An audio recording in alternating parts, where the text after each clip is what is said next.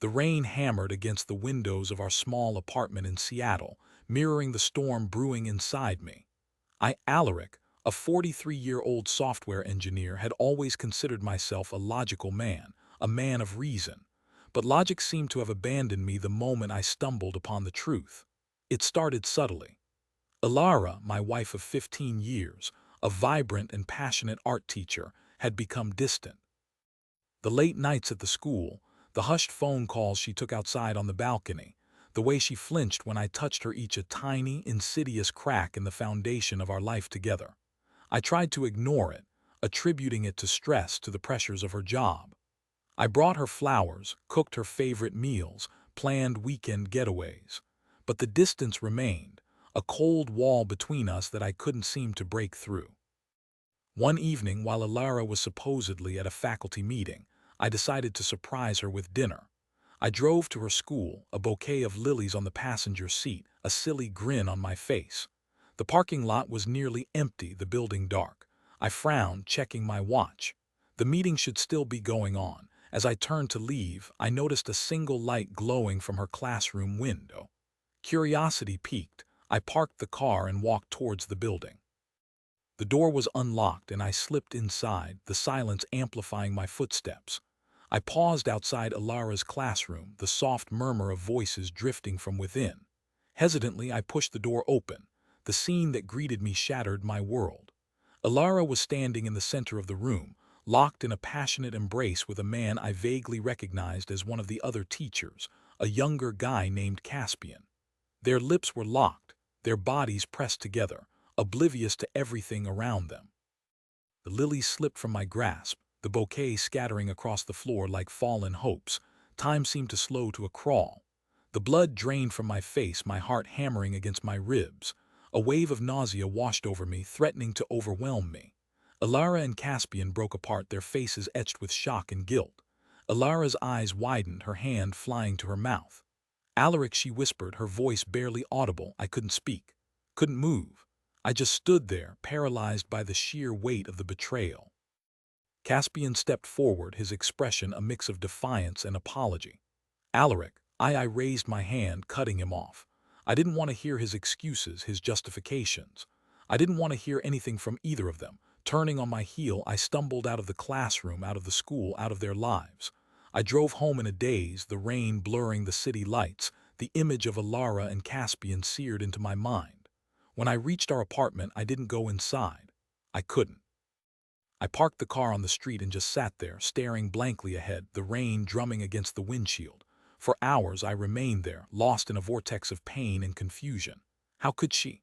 How could Elara, the woman I loved, the woman I had built my life with, do this to me? What had I done to deserve this?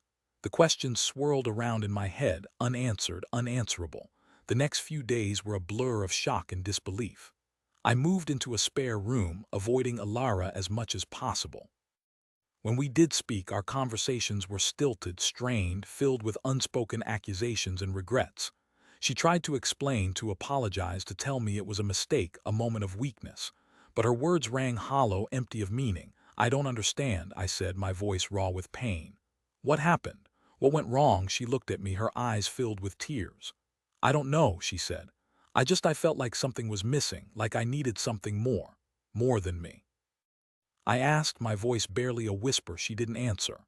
And in that silence I knew the truth. It wasn't a mistake. It wasn't a moment of weakness. It was a choice. A deliberate, conscious decision to betray me, to break the vows we had made to each other. I decided to confide in my best friend, Finian. We met at a local pub, the familiar surroundings offering a small measure of comfort. I poured out my heart to him, recounting the events of the past few days, the shock, the pain, the disbelief. Finian listened patiently, his expression growing grimmer with each word. When I finished, he reached across the table and squeezed my hand. "Alaric, I'm so sorry," he said. "I had no idea." "Neither did I replied, my voice heavy with sarcasm. "I thought we were happy. I thought we had a good life together." Finian shook his head. "Elara always seemed restless," he said, "like she was searching for something she couldn't find." His words struck a chord within me. Maybe he was right. Maybe Elara had never been truly happy.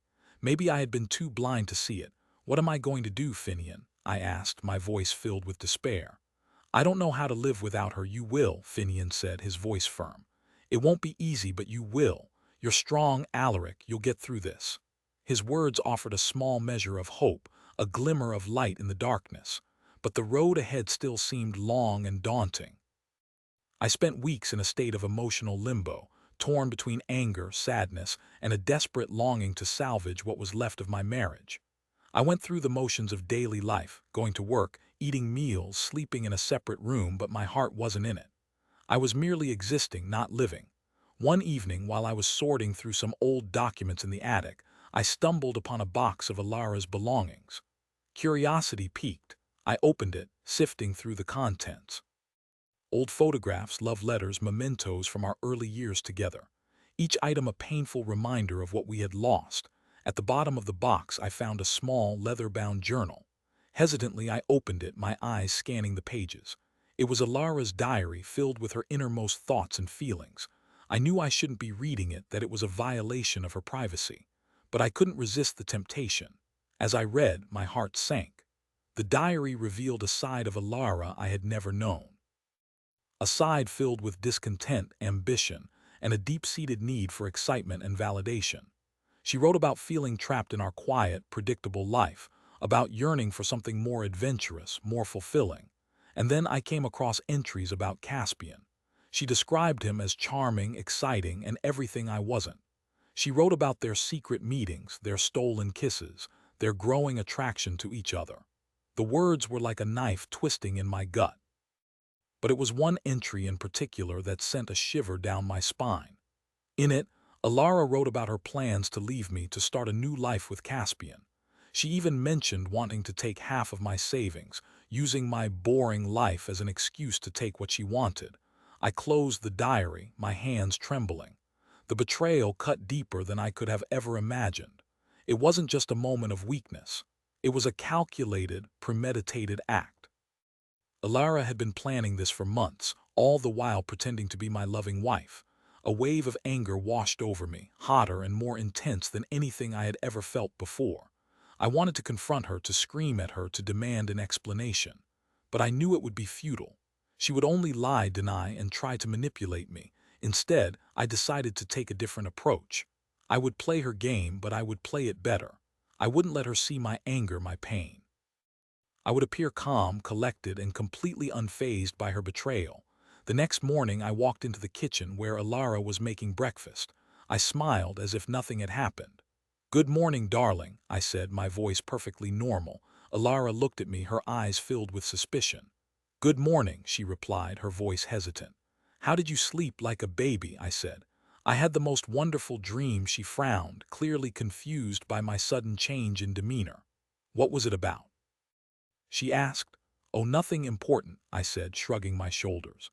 "Just a silly dream about winning the lottery and moving to a tropical island." Elara's eyes widened. "Really?" she said, her voice filled with interest. "Yes," I said, smiling. It was so vivid, so real. I could almost feel the sun on my skin and the sand between my toes. I watched as her mind began to work, her eyes darting around the room, calculating, scheming. She thought I was oblivious, that I hadn't discovered her secret. But I knew exactly what she was thinking.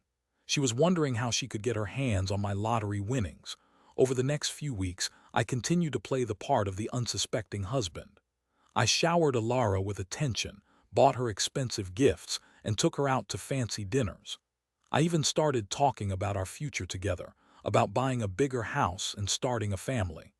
Each gesture, a carefully calculated move in my game of revenge. Elara ate it up, completely oblivious to my true intentions. She became more affectionate, more attentive, more like the woman I had fallen in love with years ago. But I knew it was all an act. She was merely playing along, waiting for the right moment to strike. Meanwhile, I was secretly preparing for my own strike. I consulted with a lawyer, gathering evidence of Elara's affair and her plans to leave me. I also started transferring my assets into a separate account, ensuring that she wouldn't be able to touch them when the time came. The final piece of my plan involved Caspian.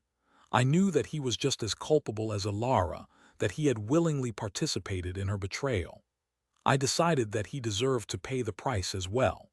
I did some digging, and discovered that Caspian was deeply in debt, struggling to make ends meet.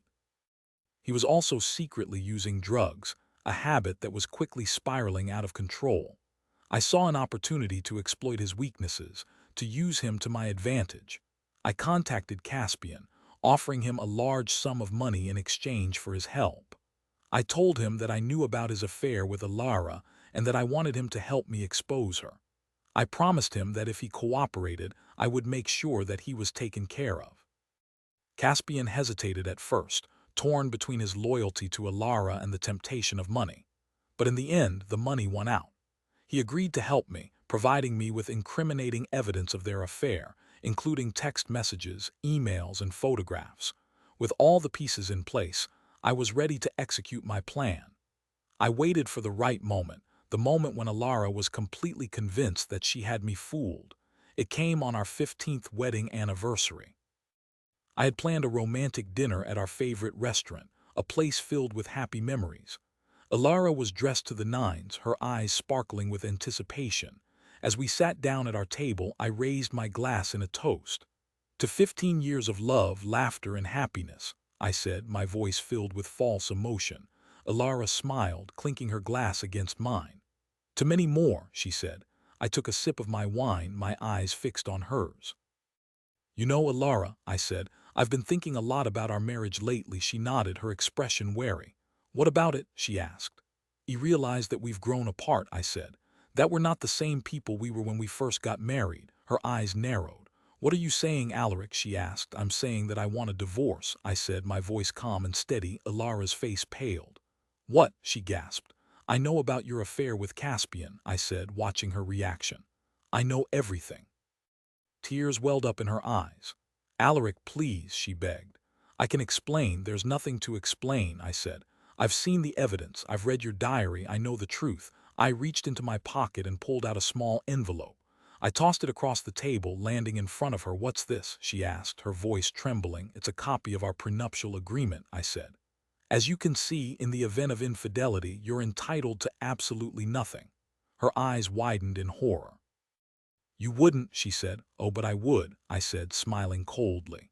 In fact, I already have. I signaled to the waiter who approached our table with a stack of papers. He handed them to Elara.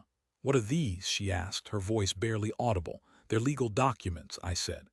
They prove that I've transferred all of our assets into a separate account, one that you have no access to. Elara's face crumpled, her carefully constructed facade crumbling before my eyes. You bastard. She screamed, her voice filled with rage. I prefer the term smart, I replied, my voice icy. You thought you could outsmart me, Elara. You thought you could play me for a fool, but you were wrong. I was always one step ahead of you. I stood up from the table, signaling to the waiter to bring the check. Enjoy your meal, darling, I said. It's the last one you'll be having on my dime. As I walked out of the restaurant, I could hear Elara sobbing behind me, but I didn't look back. I didn't feel any pity, any remorse. She had betrayed me, lied to me, and tried to steal from me. She deserved everything she got. The next day, I filed for divorce. The proceedings were quick and painless. Elara didn't contest anything, knowing that she had no chance of winning. She was left with nothing, stripped of her dignity, her reputation, and her financial security. As for Caspian, I made sure that his drug use was exposed, leading to his arrest and the loss of his job.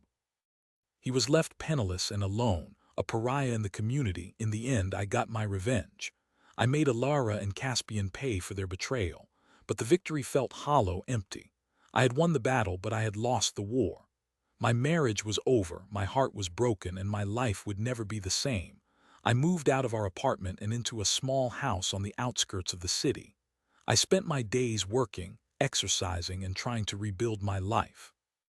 It was a slow and painful process, but I was determined to move on, to find happiness again. One evening, while I was walking along the beach, I met a woman named Brielle. She was kind, intelligent, and compassionate. We struck up a conversation, and I found myself drawn to her warmth and genuine interest in me. Over the next few months, Brielle and I grew closer. We shared our hopes, our dreams, and our fears. She listened patiently as I recounted my story of betrayal, offering me comfort and support. Slowly but surely, I began to heal. Brielle helped me to see that I was worthy of love, that I deserved to be happy. She showed me that not all women are like Elara, that there are still good, honest people in the world. 1 year after my divorce, I married Brielle. It was a small, intimate ceremony, attended by our closest friends and family. As I stood at the altar looking into Brielle's eyes, I knew that I had finally found true happiness. Elara's betrayal had left a scar on my heart, but it had also made me stronger, more resilient. I had learned a valuable lesson about trust, loyalty, and the importance of choosing the right partner. I never spoke to Elara again. I heard through mutual friends that she had moved to another state, trying to start a new life. But I didn't care. I had moved on and I was finally free. Years later, I received a letter from Caspian. He was dying of cancer, alone and destitute.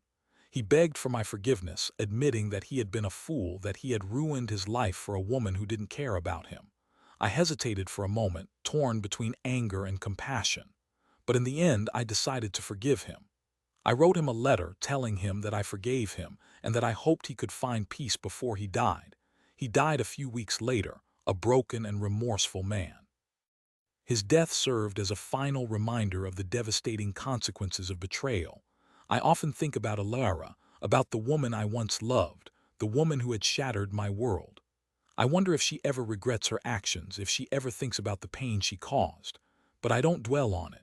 I have moved on and I am happy. I have found love again, and I am grateful for every day that I have with Brielle. Betrayal is a cruel and devastating experience. It can leave you feeling lost, broken, and alone, but it doesn't have to define you. You can survive it, you can heal, and you can find happiness again. Just remember to stay strong, stay true to yourself, and never lose hope. And to those of you who are considering betraying your partner, remember this story. Remember the pain, the suffering, and the devastation that your actions can cause. Is it really worth it? Is a moment of fleeting pleasure worth sacrificing a lifetime of love and trust? Think carefully before you act, because the consequences of betrayal can last a lifetime. And sometimes the price is too high to pay. To those listening, remember, you deserve loyalty and love. Never settle for less. If someone betrays you, know that you are strong enough to walk away and build a better life for yourself. Your happiness is worth fighting for. Don't let anyone steal it from you. Good night.